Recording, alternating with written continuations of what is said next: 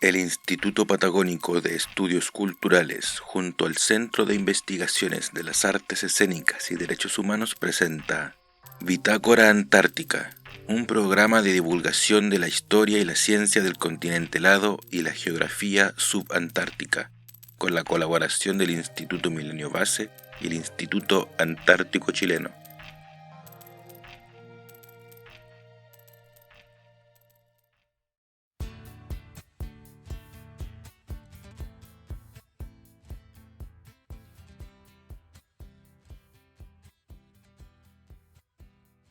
Muy buenas a todos y todas, soy Silvio Reyes y este es el podcast de Bitácora Antártica, un programa destinado a la divulgación de la ciencia, la historia y el conocimiento en torno al continente helado. En este primer capítulo del podcast hablaremos de la historia de la investigación antártica chilena y me encuentro con el doctor Marcelo Lepe. De formación, él es licenciado en Biología de la Universidad de Concepción y doctor en Ciencias Biológicas por la misma casa de estudio. A su vez, ha sido académico de la misma universidad junto con la Universidad de Magallanes en Punta Arenas. En el año 2005 se incorpora como paleontólogo al departamento científico del INACH, desarrollando varios proyectos de investigación, de divulgación de las ciencias y transferencias tecnológicas. En marzo de 2012 es nombrado jefe del departamento científico, cargo que ostentaría hasta el año 2016. En 2018 resulta ganador del concurso de alta dirección pública para asumir el cargo de director nacional del Instituto Antártico Chileno, cargo que ostenta hasta el día de hoy. ¿Cómo estás, Marcelo? Mucho gusto. Súper bien, muchas gracias a ti por la invitación y por tener la oportunidad de compartir un poco lo que significa hacer ciencia en la Antártica y en qué estamos en estos momentos. Marcelo, me gustaría partir preguntándote por cómo llegaste a la investigación antártica y cómo es hacer ciencia o investigaciones en el continente helado. Bueno, la verdad es que el continente antártico en realidad ha estado hace mucho tiempo pululando por mi casa. Mi papá era submarinista y le tocó participar en una de las brigadas de reparaciones de la base Pratt en la Antártica y estuvo cerca de 3 meses en los años 80. Yo todavía recuerdo que había que comunicarse vía radio para poder tener noticias del viejo, y que cuando volvió tenía un pelo largo y unos bigotes que nunca me había visto, y que, bueno, en ese tiempo los remotos y también algunas fotografías de las rocas que nos mostró me llamaron mucho la atención. Quedé con el bicho. Años después entré a estudiar biología en la Universidad de Concepción y tuve una primera cátedra de uno de los pioneros de la ciencia antártica nacional, que era el doctor Hugo Moyano de la Universidad de Concepción, experto zoólogo, y que era frecuentemente invitado por distintas expediciones antárticas de países como Rusia, Francia. Ellos lo llevaban, lo invitaban, lo pasaban a buscar a Concepción y se iban cruceros generalmente al continente antártico. Él hizo una cátedra espectacular que era una revisión muy sucinta pero también profunda respecto de la historia del continente antártico, su historia natural, con foco en las grandes exploraciones, de las cuales en la biblioteca de la Universidad de Concepción hay varias de las colecciones. Por ejemplo, las expediciones del Challenger, del Discovery, del Erebus y el Terror. Hay versiones originales y también primeras copias de estas expediciones, por lo tanto uno podía impregnarse un poco del espíritu de la época heroica de la exploración antártica. Y bueno, y después ya desarrollando mi tesis doctoral, tuve la oportunidad de participar en un proyecto que presentamos junto con un colega que hoy día es profesor de la Universidad Andrés Bello, de Francisco Fernandoy, y la profesora Silvia Palma de la UDECONCE, que nos sirvió de patrocinadora, y gracias a eso, el 2002 participé en una primera campaña antártica a la isla Livingston, un campamento muy duro, del cual tuvimos cerca de 40 días y que terminó con el hallazgo de una flora fósil que nunca había sido descrita de la Antártica. De ahí en adelante, hasta llegar al instituto el año 2005. Termino mi doctorado yo en agosto. En septiembre gané un concurso para entrar al departamento científico y desde entonces he estado desarrollando investigación hasta el 2018, cuando, gracias al concurso de alta dirección pública y dado que terminaba el doctor José Retamales su periodo de director del INACH, yo entro entonces a la dirección y hemos comenzado este periodo nuevo, este ciclo que ya lleva con este año 6 años y me quedan 3 años más después de este, si es que se renueva mi convenio a finales de este año. ¿Cómo fuiste mezclando las ciencias biológicas con la paleontología? Porque cuando entraste al INAH, entraste como paleontólogo y por lo visto en tu primera visita a la Antártica encontraste fósiles. Bueno, ¿cómo fue ese proceso? Yo en realidad había trabajado en paleontología desde los años 80. Había participado en varios cursos que se dictaron en Ciencias de la Tierra. Tomé asignaturas que son comúnmente carreras de la malla curricular de los geólogos, entendiendo que la paleontología es una transdisciplina, pues está entre la biología y la geología. Y en Chile no hay una carrera de paleontología, sino que uno tiene que estudiar o biología o geología, y de ahí confluye un posgrado que es de especialidad. Yo hice mi posgrado justamente en paleobotánica, en estudio de plantas fósiles, y en ese foco estuve trabajando con una flora triásica de 208 millones de años de la cuenca del río Biobío, del cual se conocían solamente algunas especies, y terminé una tesis bastante voluminosa con una gran cantidad de nuevas plantas y que en paralelo estaba desarrollando también ya comienzo de las actividades antárticas. Entonces, cuando termino un artículo en Antártica y termino mi doctorado también con 2 artículos sobre mi tesis, eso me abre las puertas para poder hacer una postulación competitiva, digamos, al cargo que están ofreciendo acá en el INAH. Y desde ahí, ¿qué investigaciones has desarrollado? ¿Siempre en la misma línea de la paleontología? Dentro de eso, ¿qué se puede comentar? Mira, yo me considero de la línea de científicos que recibió una formación naturalista, entonces tengo un espectro amplio. Yo estuve trabajando también en la alta cordillera, estudiando la ecología de Araucaria durante 3 años con un equipo de ecólogos notables, que tuve un privilegio ahí de participar con ellos. Aprendí mucho y eso también me ayudó un poco a interpretar. La paleobiología, por ejemplo, es un poco aproximarse a una reconstrucción del ambiente en función de lo que uno va encontrando. Si encuentra un fósil de un árbol, ese árbol da una respuesta, es una respuesta al ambiente. No existe, por ejemplo, palmera en el polo, pero en el pasado sí la existían. Y que hubiera palmeras te da un indicio de que había un clima mucho más cálido y húmedo, que justifica, por supuesto, la existencia de las palmeras. O bien también indican en muchos casos cercanía al ambiente costero. Entonces, es bien interesante la manera en que la integración de distintos elementos, distintas carreras y distintas disciplinas confluye en que la paleontología sirve para abrir puertas en el tiempo, tratando de entender un entorno en función de algunos elementos. En eso se parece mucho, por ejemplo, a ser detective y juntar los elementos y no obviar ninguno, porque obviamente va a venir otro detective y te va a criticar mucho. Estamos sujetos al escrutinio, como cualquier disciplina científica, por supuesto, uno tiene que ir validando los resultados. Pero esta aproximación fuerte a la paleontología y la manera en que yo entro al INAH tiene que ver justamente con mi línea de investigación. Mi línea de investigación desde ese entonces ha sido la conexión Sudamérica-Antártica. Un momento de la historia natural que explica el por qué hoy día todavía tenemos una estructura de vegetación que llega desde el Cerro La Campana en la quinta región o la cordillera andina a la altura de Santiago hasta el Cabo de Hornos. Todos esos bosques están dominados por un tipo vegetacional que llamamos los bosques templados del sur de Sudamérica y cuyos elementos constituyentes, muchos de ellos provienen de la Antártica. Y es la época en que estaba la Antártica conectada. Marcelo, se habla de que la Antártica estuvo conectada con el continente americano, ya sea con Pangea o Gondwana. Tú me corregirás, pero si no me equivoco fue alrededor de hace 30 millones de años cuando se empezó a separar el continente americano con el continente antártico. Y dentro de eso, en investigación antártica también se habla de lo subantártico. Coméntanos qué es esto. ¿Dónde está el límite de alguna manera para decir de aquí al sur es subantártico y de aquí al norte ya no?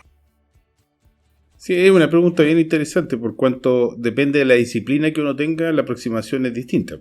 Nosotros hemos utilizado ese concepto que proviene, hasta donde yo sé, desde la oceanografía.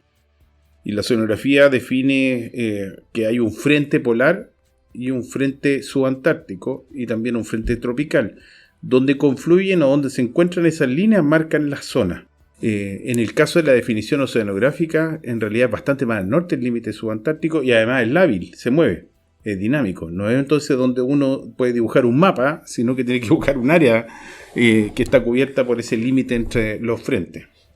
En el vórtice antártico, que es el área donde confluye la agua antártica y por supuesto gira famosa corriente circumpolar antártica, su influencia hoy día sabemos que alcanza bastante más al norte de lo que pensábamos antes. Se mezcla en los fiordos y por supuesto en las islas subantárticas que están en la región de Magallanes, donde existe anecdóticamente la mayor concentración de islas subantárticas del mundo. O sea, los archipiélagos que existen en la costa de la región de Magallanes y de Aysén son definidos como subantárticos, por lo tanto es una región vasta, con muchas islas. Y cuando el 2006 tuve la oportunidad de hacer una presentación en un foro internacional sobre islas subantárticas y antárticas, cuando muestro las cifras que indican que tenemos miles de islas subantárticas, saltó al tiro a la palestra el hecho de que, por ejemplo, en nuestra isla subantártica existen los bosques más australes del mundo y están justamente en Navarino, en Hoste y en ese grupo de islas, ¿no es cierto?, que están antes de la isla Cabo de Hornos. En Cabo de Hornos un bosque achaparrado. Cuando UNESCO había declarado a las islas Snares, que están por lo menos 1.200 kilómetros más al norte, al sur del archipiélago de Nueva Zelanda, como los bosques subantárticos más australes del mundo. Entonces había un tremendo trabajo que ha hecho, por ejemplo, en estos años Omora, Ricardo Rossi y todo el grupo de investigación que está allá por relevar justamente estos ecosistemas subantárticos que son diferentes a los antárticos. Por definición están al norte de un límite biogeográfico, pero que también están en una zona de interacción donde Antártica influye potentemente. Eso es lo que se le llama subantártico. Ahora, desde la ecología puede llegar mucho más al norte. Hay 3/4 de la isla Chiloé que pueden ser considerados subantárticos e incluso los bosques que avanzan por la cordillera de los Andes hacia el norte en altura, digamos, también pueden ser considerados subantárticos por la estructura. Entonces hay una aproximación ecológica, una desde la sonografía, hay una climática y hay una política. Y en muchos casos yo creo que conviene dejarlo así de lábil y no definirlo finalmente, porque van a haber siempre ganadores y perdedores. La región subantártica creo que es una característica de Magallanes, y que la diferencia quizás grandemente de lo que se ha definido o ya está en el imaginario incorporado como Patagonia o como los ambientes patagónicos. Y creo que es una marca que uno, por supuesto, puede tener un futuro interesante para la región de Magallanes. Ahora quiero irme un poco más atrás, no sé si a los inicios de la historia chilena en torno a lo antártico, pero sí un punto donde hay un hito donde uno puede decir que se empiezan a suceder cosas. Y es en el año 1947 donde se realiza la primera expedición chilena en la Antártica, construyéndose unas bases militares y científicas, tanto para el ejercicio de la soberanía como para la investigación en diversos campos de la ciencia. Quiero que nos comentes un poco sobre cómo surgen estas primeras fases y a qué necesidades responden. Y bueno, de ahí en más, en cómo empieza a funcionar esta relación entre Chile y la Antártica. Bueno, habría que decir que el año 47 se produce un esfuerzo importante de muchos países de tratar de estudiar a la Antártica. Y ahí hubo, en primer lugar, bueno, Chile, un país reclamante que dice que tiene argumentos sólidos, y yo lo creo y se sostiene así por sí mismo, de que tenemos delimitado el territorio antártico y eso queda congelado a la luz del Tratado Antártico, ¿no es cierto?, que ya cumplió más de 60 años. Así que esa no es una reclamación que haya pasado al olvido, está congelada, pero está congelada para todo el mundo y nadie puede hacer reclamaciones nuevas en ese contexto. Además abarca el área al sur de los 60 grados, que a lo mejor no lo dijimos antes, pero también son consideradas subantárticas las islas que están fuera del área de trabajo antártico, de 60 grados al sur. Por lo tanto, las islas Chitas en el sur son consideradas Antártica marítima, pero no son islas subantárticas, son islas antárticas. Hasta la isla Elefante también considera también isla antártica. Y ahí es donde viene el tema interesante, porque hubo una doctrina en los años 40 y que todavía sigue influyendo fuertemente en algunos círculos, el considerar la península antártica la Antártica sudamericana. Y esto también se esboza en algunos de los informes que ha hecho un trabajo muy, muy lindo Consuelo León, la historiadora e investigadora que se ha dedicado justamente a revisar los documentos originales, que demostraban justamente que algunos países estaban dispuestos a reconocer la soberanía nacional, y Argentina y Chile habían hecho también acuerdos para ello. Pero el advenimiento del Tratado Antártico tiene que ver también con los temores que existían en ese momento en el mundo y la necesidad de poner un stop, digamos, en un contexto de Guerra Fría, en donde obviamente algunos países tenían una fuerza bastante mayor y probablemente otros una mucho menor. Y en ese contexto no sé si necesariamente los países del hemisferio sur eran una posición ventajosa. Por lo tanto, el Tratado Antártico le hizo sentido a mucha gente. Pero hubo algo vanguardista dentro del Tratado Antártico y que yo creo que tiene que ver mucho con las discusiones originales. Y ahí hay varios juristas nacionales que creo que tienen un reconocimiento al respecto. El consignar un continente completo para la paz y la ciencia, sin saber lo que sabemos hoy día de la Antártica, y la capacidad que ese continente hoy día tiene para regular el clima del mundo, la productividad primaria, que captura 2/3 del CO2 producido por el hombre, que también refleja parte importante de la longitud de onda que recibe, porque el continente sigue siendo blanco y refleja una cantidad importante de radiación solar. Todas esas características, más las teleconexiones que hoy día comprendemos sobre la Antártica, se ven como casi vanguardistas en el contexto en que se construye el Tratado Antártico. Y por lo tanto, cuando Chile comienza su participación, hubo un interés genuino por entender este continente. Y ahí 4 fueron los primeros proyectos de investigación, todos ligados justamente a la meteorología, al estudio de la ciencia de la Tierra, al estudio, los primeros también preguntas de carácter oceanográfico, conocer un poco de la biodiversidad, pero principalmente marina, y también la capacidad del hombre para adaptarse a esos climas. En esos años, obviamente, no teníamos las regulaciones que tenemos hoy día. Había expediciones con perros, hoy día los perros no pueden entrar a la Antártica. Que tiene que ver con no introducir ni fauna ni flora exógena a la Antártica. Pero que llega 30 años después, porque estas regulaciones llegan con el protocolo de Madrid, que pudo haberse llamado perfectamente el protocolo de Viña del Mar. El año 91, un año antes de la Cumbre de la Tierra del año 92. El año 92 el planeta se juntó para discutir. Yo tuve la oportunidad de participar en Río de Janeiro. Yo fui a Río de Janeiro como ONG. Yo era de un grupo ecologista de la Universidad de Concepción y fui a la Cumbre de Río.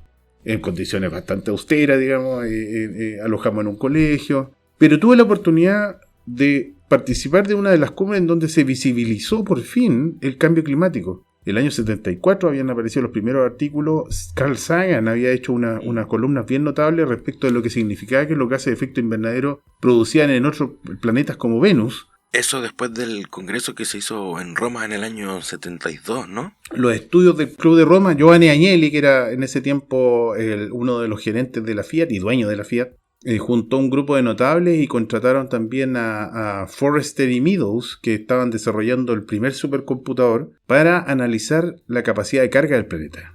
De ahí se desencadena lo que hemos llamado la moda ecologista. Venía de los 60 y los principios de los 70, la guerra de las flores, el hipismo, que se encuentra con este diagnóstico apocalíptico que hace el informe World 3, que es los primeros dossiers del Club de Roma, y que generan y desembocan en esta aparición de los primeros movimientos ambientalistas y ecologistas, porque el planeta suponía no podía soportar una cantidad de seres humanos. En el 2030 estaba pronosticado que iban a morir casi 40 millones de habitantes del planeta por año de hambre, y vastas regiones del planeta iban a tener que hincar la rodilla en función de algunos más industrializados que podían sobrevivir. Entonces dio una visión bastante apocalíptica y generó una preocupación grande. El 92 fueron 20 años después, 70, 80, 90, claro, 20 años después, en la cumbre de Río, presentan el libro Más allá de los límites, cuando ya había ocurrido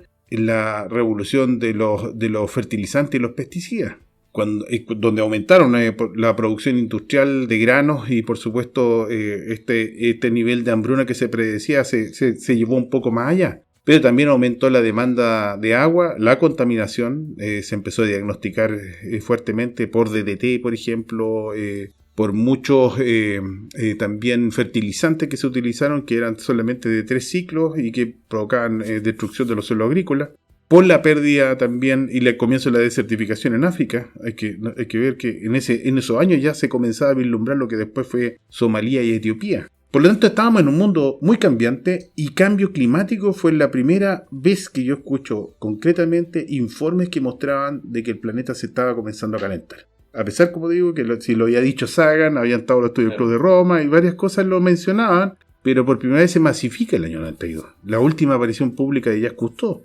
en este mega evento era más de 1 millón de personas en Río de Janeiro. Bueno, no se nota, son todos los habitantes de Chile en una sola ciudad, como Río, pero era interesante conocer gente. Tuve la oportunidad de conocer a defensores del bosque venezolano, de los Yanomami, gente joven que fue asesinada años después, y y que hoy día se les recuerda. Hace poco salió un libro justamente de la lucha contra los grandes hacendados, dueños y terratenientes de los bosques de la Amazonía. Entiendo que lo que tú me dices de alguna forma es un contexto que da para pensar lo antártico, donde se empieza a hablar de calentamiento global y... Sí, lo que pasa es que a lo que yo apuntaba es que el año 92 se tocó a todo el mundo menos Antártica. ¿Y por qué ocurrió esto? Porque los países que habían firmado originalmente el Tratado Antártico, su idea era proteger el continente completo. Entonces empezaron a preguntarse si estábamos respondiendo a la necesidad de tener un protocolo ambiental que lo protegiera como el espíritu del Tratado Antártico original. Y ahí comenzaron las discusiones. El año 91 en Viña del Mar y terminaron firmándose el año 92 en España, en Madrid. Y ahí nace el protocolo de protección del medio ambiente antártico, conocido como el Protocolo de Madrid. Y ese gran acuerdo medioambiental se hizo antes de la Cumbre en la Tierra y por lo tanto el programa de la Naciones Unidas tuvo que dejar fuera a Antártica porque ya había un acuerdo que permitía su protección. Y eso significó que en el tiempo este tratado va a empezar a fortalecerse. En el tiempo lo que ha ocurrido en la práctica es que han entrado muchos más países al Tratado Antártico, han ido firmando el protocolo del medio ambiente y bueno, hoy día tenemos un escenario en donde hay una cuarentena de países que ya han firmado los documentos que permiten decir que Antártica es un continente protegido y hay más países postulando ser miembros permanentes del sistema. Y a grandes rasgos, ¿qué es lo que supone este tratado?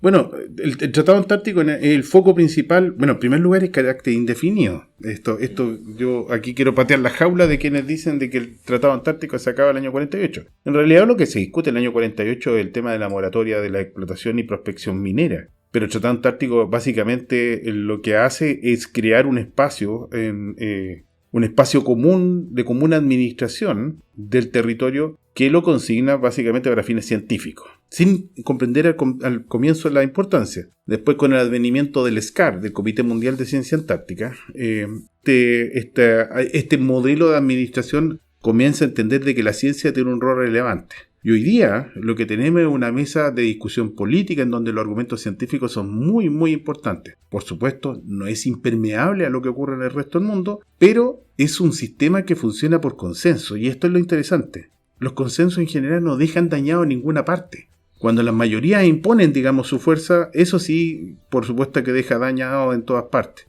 Pero yo diría que una de las formas de evitar... El otro día escribí una columna para cooperativa.cl, la tragedia de los comunes. Garrett Hardin y esa visión apocalíptica de que teníamos, de que protejamos un sector de un barrio donde hay bosque, y a uno de los vecinos dice, bueno ya, pero voy a sacar 2 palitos y quise anotar. El del lado lo vio y dijo, pucha, este gallo, ¿por qué se puede sacar él y yo no? Yo también saco mis 2 palitos y después todos sacan sus 2 palitos y esos 2 palitos deforestaron la primera etapa del bosque. Lo mismo pasaba con las praderas de montaña.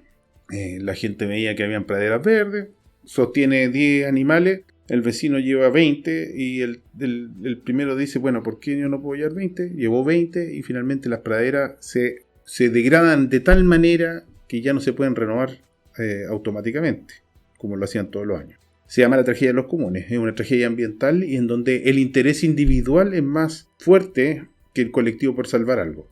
Por eso, ¿qué es lo que se opone a la tragedia de los comunes? Los grandes acuerdos. Estos consensos que se alcanzan a nivel internacional, como por ejemplo el Acuerdo de Montreal para regular la producción de gases que destruyen la capa de ozono. Y hoy día tenemos un escenario donde el ozono se está recuperando.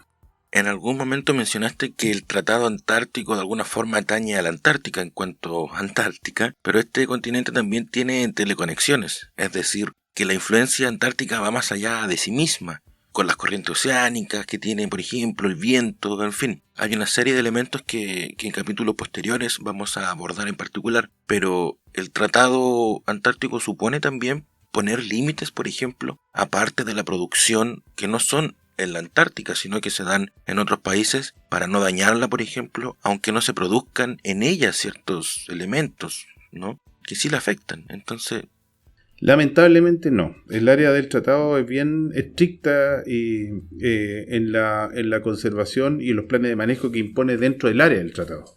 Solamente en el océano se ha logrado un acuerdo un poco mayor. Se proyecta en área más al norte de los 60 grados y se llama CAMELAR. El CAMELAR es la Convención para la Conservación de los Recursos Vivos Marinos Antárticos, y maneja las pesquerías históricas que han existido en Antártica, que son 3. Las ballenas definitivamente no se pueden pescar en aguas antárticas y están protegidas hoy día en la mayoría del mundo. Pero también se protege la pesquería del krill, la del bacalao y lo de los peces de hielo. Esto es muy importante porque significan importante economía en varios países del mundo, incluido Chile. Pero yo diría que el krill es una de las cosas que más nos preocupa y es la mayor biomasa del mundo. Por lo tanto, también fuente de proteína animal que está, por supuesto, abre los apetitos de cualquier empresa comercial, ¿no es cierto?, que quiere ganar. Pero la regulación que impone CAMELAR impone cuotas de captura por países. Por lo tanto, las pesquerías están manejadas. Y además se revisan todos los años. Y en función de los antecedentes científicos. El modelo funciona como debiera funcionar la sociedad del conocimiento, donde la ciencia entrega una visión objetiva del estado de conservación de muchos organismos antárticos, y en base a eso uno toma decisión de cuánto se puede sacar para no comprometer el futuro de ese recurso. Y ahí es donde Chile, junto con Argentina, ha propuesto un área marina protegida al norte de la península antártica para tratar de salvaguardar justamente la existencia de krill para el futuro. Sabemos dónde se reproduce, dónde se alimenta, dónde se aumenta su biomasa y es importante protegerlo porque sabemos que en los escenarios de calentamiento el krill se va a ver afectado fuertemente y sí está viendo afectado. Y bueno, ahí quiero tocar esa última fibra que mencionaste, que sabemos que la ciencia, ya sea por el conocimiento que produce o por los efectos prácticos y tecnológicos que genera, tiende a influir en la sociedad y en consecuencia entrega insumos a la esfera de lo político para la toma de decisiones y supuestamente la buena gobernanza. ¿Qué relación ves tú entre la ciencia antártica y la esfera de lo político? Es decir, ¿cómo y a través de qué acciones u omisiones concretas la ciencia antártica influye o no en la toma de decisiones políticas? Yo hoy día diría que hay 3 componentes del sistema antártico que dialogan. El mundo de lo económico, que está principalmente representado por estas pocas pesquerías, pero también el turismo, que tiene mucho interés económico. Está en segundo lugar el interés de la actividad científica, por grandes preguntas de investigación, pero también otras que tienen que ver con la historia natural del continente y que, bueno, se están haciendo y realizando, por ejemplo, grandes testigos de hielo y sedimento en la Antártica para conocer y develar la historia pasada, porque necesitamos modelar lo que ocurrió en el pasado, entender lo del pasado para modelar el futuro. Ya la Antártica ha pasado antes por el límite de las 400 partes por millón de CO2 y sabemos, estamos comenzando a comprender cómo era esa Antártica y lo que vemos nos asusta, ¿no? Porque el nivel del mar era 20 metros más alto en el tiempo 3,5 millones de años atrás, 3,8 millones de años atrás, cuando existían más de 400 partes por millón de CO2 como hoy.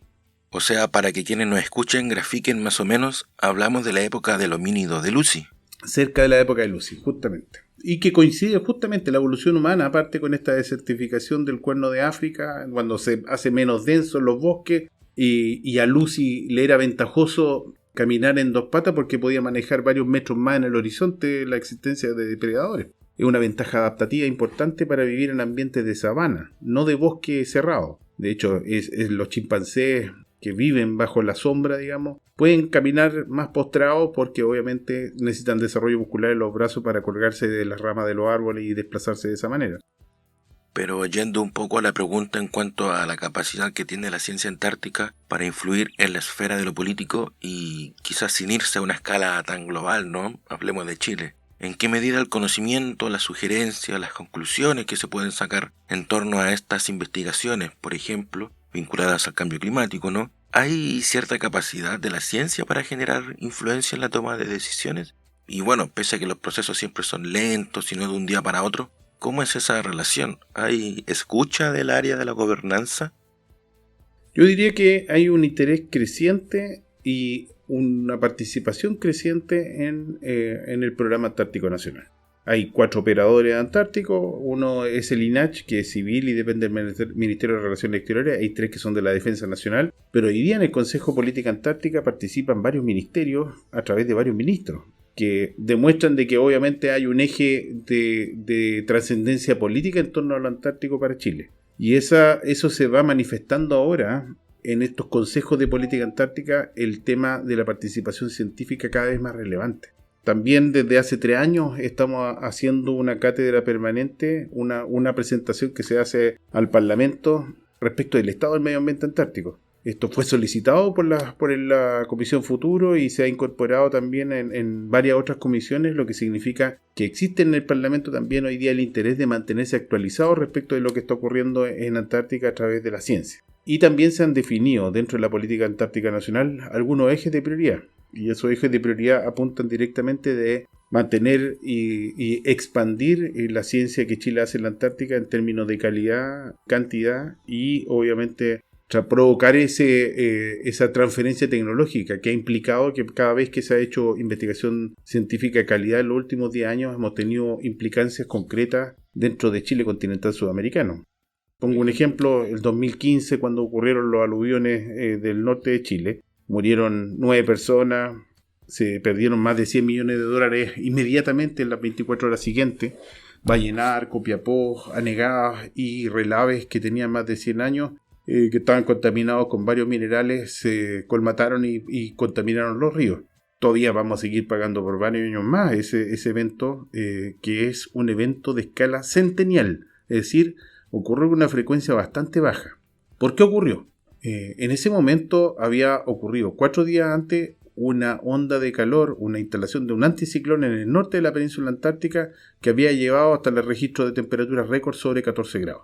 Y un evento también de escala centenial se repitió el año 2021. ¿Y qué ocurrió el año 2021? Tuvimos los aluviones del Cajón del Maipo. O sea, en una escala de 100 años ocurrieron 2. Sí, y son 3. Ya los detectamos el tercero. Pero entre el año 2015 y ahora tenemos una capacidad predictiva que no teníamos. Y esto es lo importante.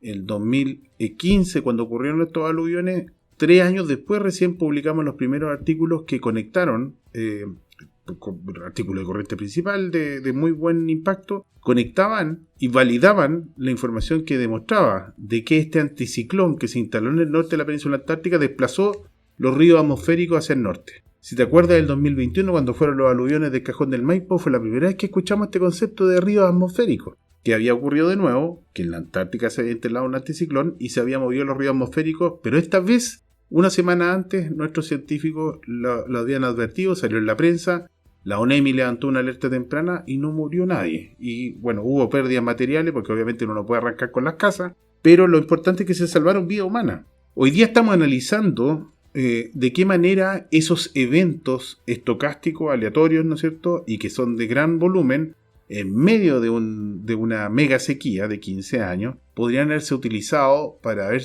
ahorrado o salvado un poco de agua para paliar de alguna manera los efectos de la mega sequía. Y eso, ¿cómo se hace? ¿Cómo se logra? Sensorizando Antártica.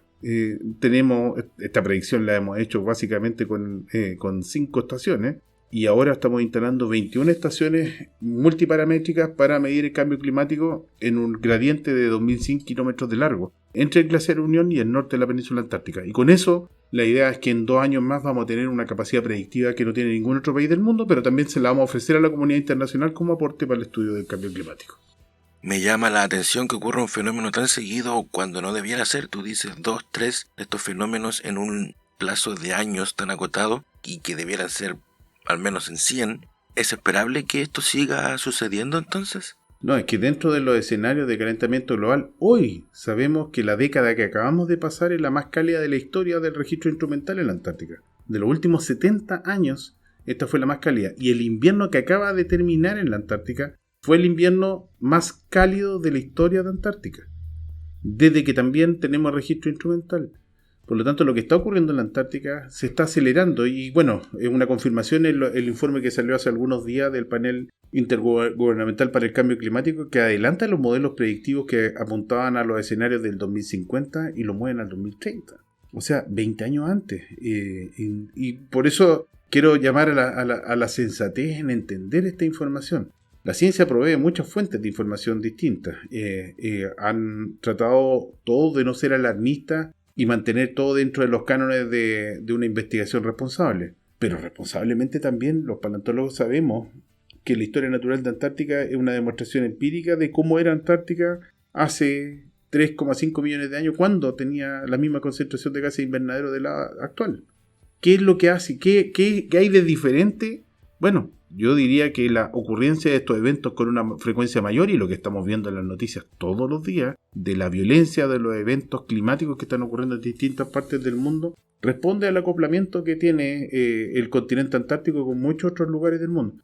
Hay que entender que los polos son las regiones que se calientan y se enfrían más rápido cada vez que el planeta sufre cambio climático.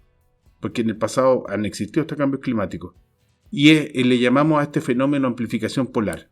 O sea, en el polo sur y en el polo norte son las regiones que el delta de temperatura, la diferencia de temperatura es mayor, mucho mayor que el Ecuador. Y ahí se establece un gradiente. Por eso el interés de estudiarlo en Chile, si uno proyecta la península antártica, y Chile tiene 8.000 kilómetros de largo. Entendiendo que el cambio climático es un fenómeno que se manifiesta con amplificación polar, es el país perfecto para estudiarlo. Es el segundo país más largo del mundo después de Brasil, pero es el más largo en orientación norte-sur. O sea, Chile atraviesa más paralelos que cualquier otro país del mundo.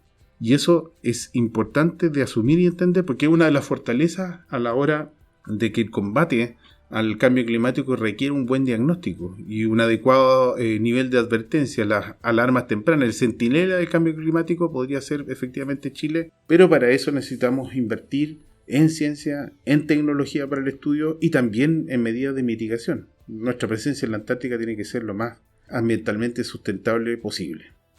Me llama la atención que nuestra conversación de alguna forma sola se vaya perfilando en torno al cambio climático y el calentamiento global, reflejando de esta manera lo totalitario de este contexto, ¿no? Y que es un poco inevitable en cualquier análisis que se tenga relacionado con la ciencia. Pero viendo esto en relación entre la ciencia antártica y lo político, lo que discutíamos recientemente, hago aquí también un paralelo con la industria, es decir, cómo esta ciencia aporta o no a la industria y cómo es utilizada. Sabemos que ni el conocimiento ni la industria son neutros, por tanto, ¿cómo se da esta relación? Bueno, el Tratado Antártico, entre otras cosas, establece la independencia de la ciencia, de la investigación científica. Sabemos que eso es bastante difícil, los estados nacionales incluso le imponen prioridades. Pero una de las cosas importantes es que la prospección de recursos naturales en la Antártica está prohibida por el sistema del Tratado Antártico. No se puede hacer actividades prospectivas. Se puede hacer estudios científicos de distinta naturaleza, pero actividades prospectivas como tal están prohibidas. Y van a estar prohibidas hasta el 2048 cuando se discuta de nuevo ese aspecto, no la vigencia o no del Tratado Antártico. Ojo, que lo vuelvo a reiterar porque es una pregunta que frecuentemente me hacen porque creo que hay un desconocimiento en muchos círculos. Y también mucha gente quiere anticipar de que se va a acabar el Tratado Antártico y eso significa que vamos a la tragedia de los cúmenes, echándonos el serrucho al hombro y la picota para hacernos de parte del continente blanco. La verdad es que ha habido una relación, yo diría, bastante regulada. El turismo antártico es una de las industrias importantes. El turismo se federó, se unió en torno a la idea de cuidar el negocio y formar una organización que se hace observadora del Tratado Antártico, que es la IATO, I-A-A-T-O. La IATO congrega a los tour operadores y que tienen responsabilidad ambiental e imponen a cada uno de sus socios regulaciones que incluso van más allá de lo que propone el Tratado Antártico. Por ejemplo, la implementación de pediluvio, aspiradoras para la ropa, cambio de calzado cuando uno hace landing desde un buque, porque sabe que hay diásporos que entran a la Antártica y se pueden transformar en una especie invasora. Esas medidas las implementaron primero en el turismo, antes que en la ciencia y en la logística. Los programas antárticos nacionales recién están implementando todas estas medidas para evitar, porque han aparecido especies invasoras en la Antártica, como por ejemplo los mosquitos que están infestando casi todas las bases de las Islas Shetland del Sur. Mosquitos que están asociados a las plantas de tratamiento de agua o a las lagunas que se guardan para agua de consumo. Por lo tanto, yo diría que esa relación está regulada. La segunda relación de la industria regulada con la Antártica de aspectos productivos es la pesca. Y la pesca está regulada a través del CAMELAR. Así que las dos más importantes actividades productivas, hay una tercera que la voy a dejar para el final porque tiene implicancias con esta ciudad. CAMELAR tiene un sistema de administración en donde la pesquería tiene una presencia, pero también la representación política de cada una de las naciones y también la ciencia. Es tripartita CAMELAR y las cuotas de captura que se determinan en función de la información científica permiten que el mundo de la pesquería inmediatamente se adapte a ello. Tienen la obligación de incorporar, por ejemplo, observadores del camelar de cuánta pesca se está tomando y eso se reporta anualmente. Así que es un sistema regulado que hasta donde yo sé funciona bastante bien. Existe pesca, por supuesto, no regulada y esa pesca en general es expulsada del agua antártica y se hacen presentaciones también en contra de algunos países. E incluso alguna vez en Australia, por ejemplo, se ha abierto fuego contra naves que están haciendo pesca ilegal. Y lo mismo ocurre a nivel de la ciencia. Toda la ciencia que se hace en la Antártica está al abrigo de una bandera y esa bandera es plenamente responsable de las actividades de sus investigadores. Entonces, si yo fuera, no sé, a cazar ballenas para investigación científica, eso también tiene que estar absolutamente justificado e informado al sistema del Tratado Antártico, donde son todos los países celosos observadores del comportamiento ambiental. Incluso sorprende que cosas pequeñas son reguladas y comunicadas en ese ambiente. Ahora hasta hace algunos años atrás también está otra actividad económica que se veía con mucho temor, que era la biotecnología, la bioprospección en realidad, no la biotecnología es la herramienta, digamos, pero la bioprospección es que es la búsqueda de biomoléculas que pudieran tener actividad comercial, como por ejemplo Chevron y la famosa molécula anticongelante del pez antártico que encontró el Dr. John Priscu de Estados Unidos y que patentó y vendió por más de $1.000 millones y que le permitió obtener uno de los laboratorios más top de investigación microbiológica antártica.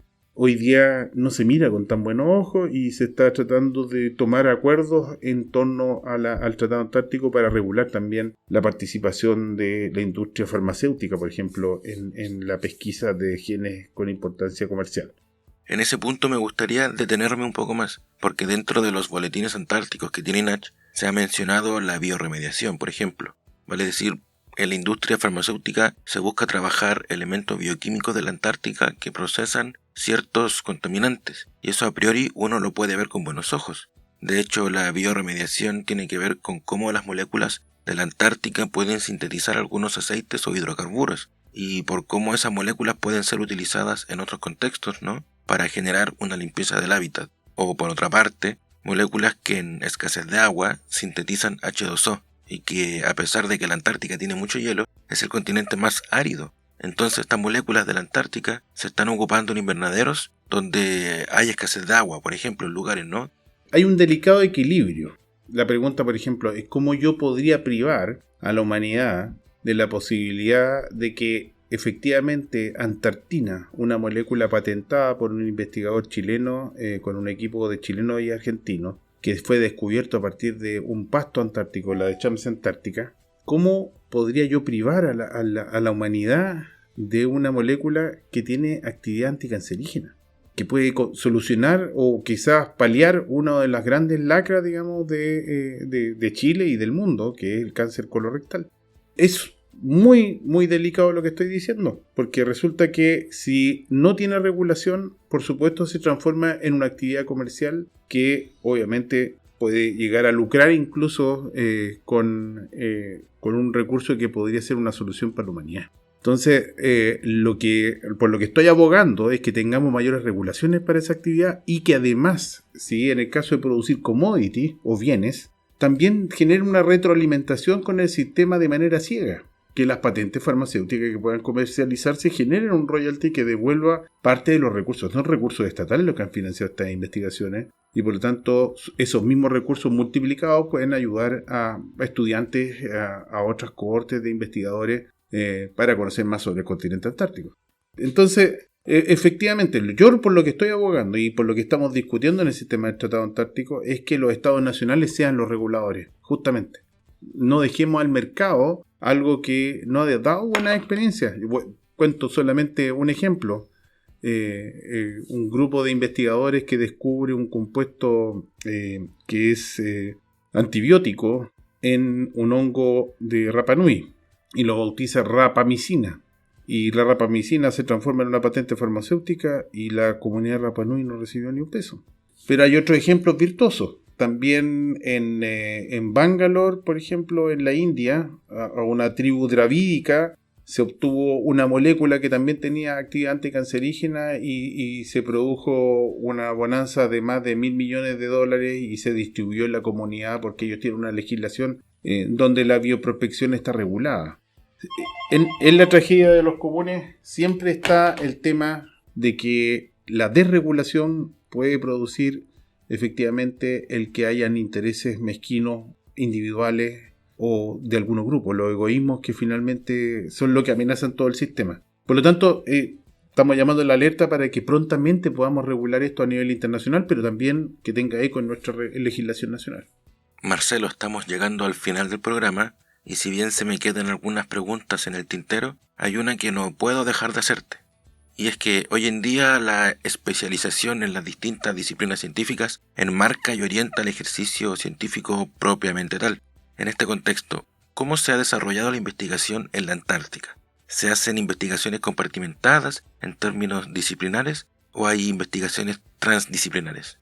Yo diría que hoy día la Antártica es el mejor ejemplo de poner en contacto comunidades de investigadores de distintas vertientes y que confluyen hacia intereses comunes.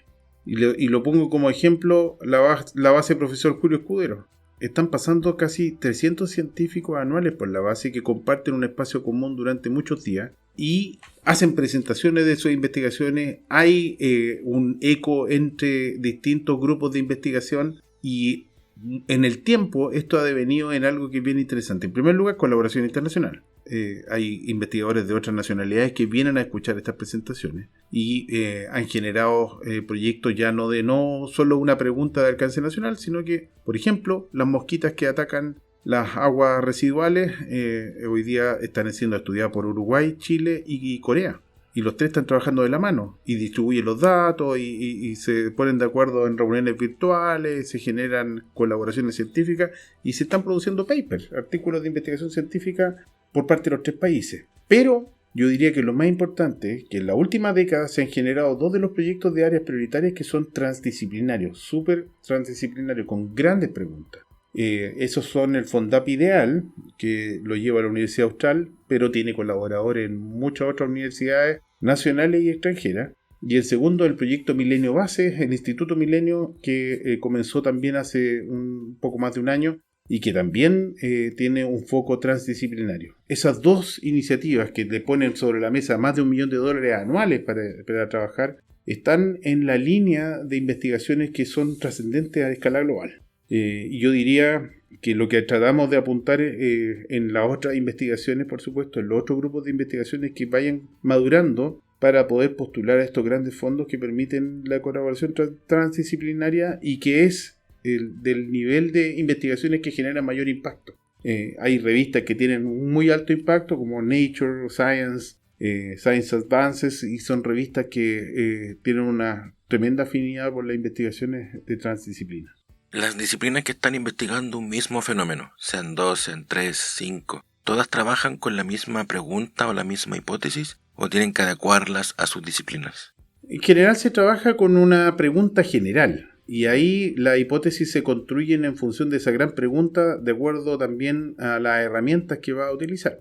Y dentro de las grandes preguntas paraguas se desprenden muchas pequeñas preguntas más pequeñas que también ayudan a hacer temas de tesis, de posgrado. Es un árbol, me gusta imaginarlo como una medusa, como un gran paraguas en donde bajan distintos tentáculos que tienen distintas especialidades y esas distintas especialidades confluyen en un punto central en donde se descompartimentaliza toda la información y se integra. Entonces, cuando hoy día escuchamos a los directores de estos proyectos, uno entiende el por qué tienen una visión tan holista respecto a las preguntas.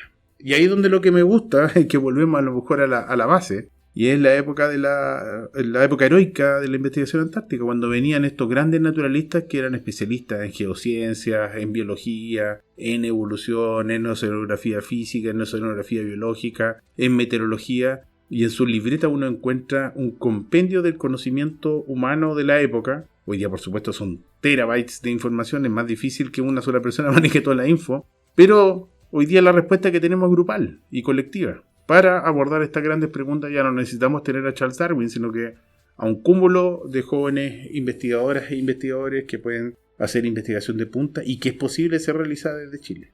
Y pensando en esta evolución de la ciencia, ¿se puede decir que ha habido transformaciones o cambios de paradigma en la investigación antártica durante el último siglo y medio?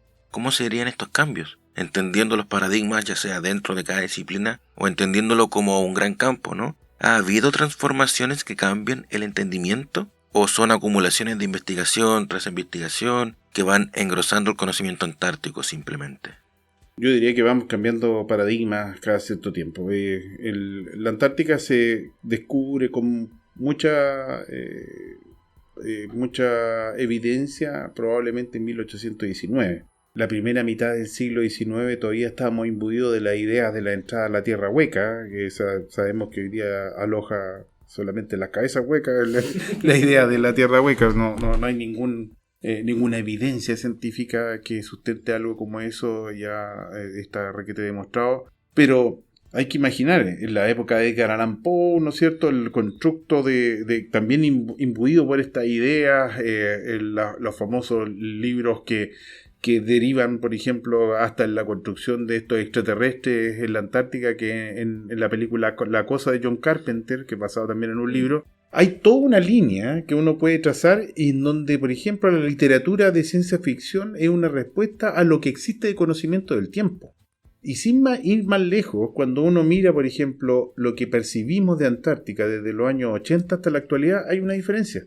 En los 80 estábamos profundamente impresionados por las imágenes de Jacques Cousteau, cuando recién estaba pasando en la televisión en color, ¿no es cierto? Y nos mostraron una Antártica con estos seres tan raros que lo habíamos visto solamente en libros, en 2 dimensiones o en blanco y negro.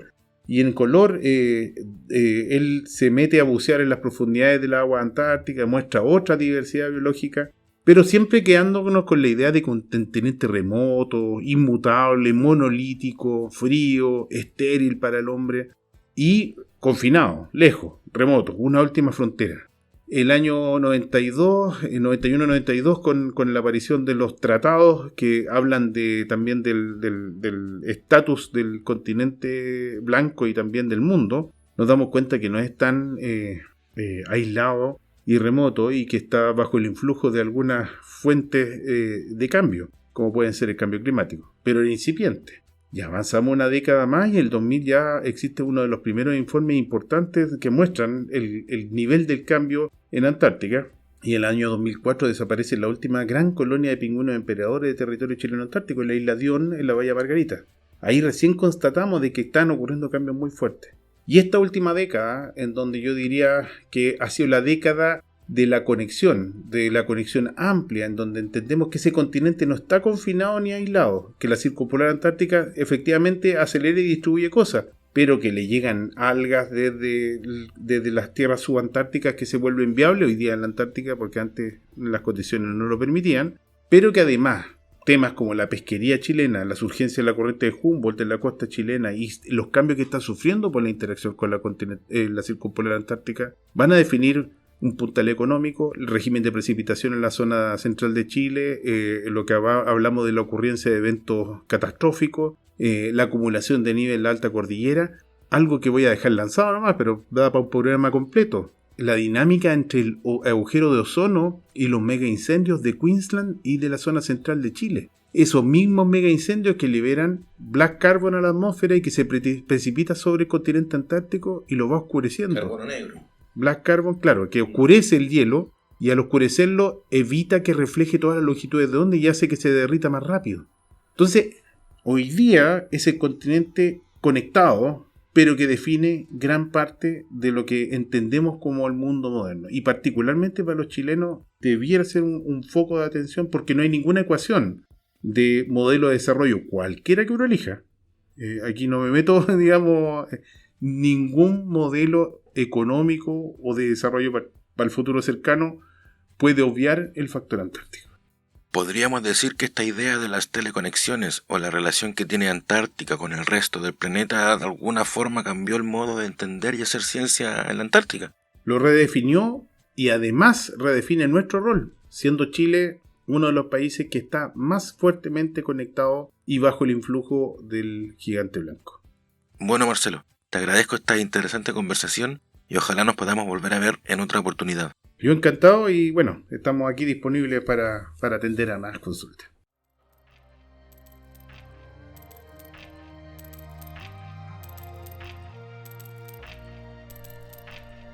Esta iniciativa fue financiada con cargo al Fondo Concursable del FNDR 7% 2022 del Gobierno Regional de Magallanes y la Antártica Chilena.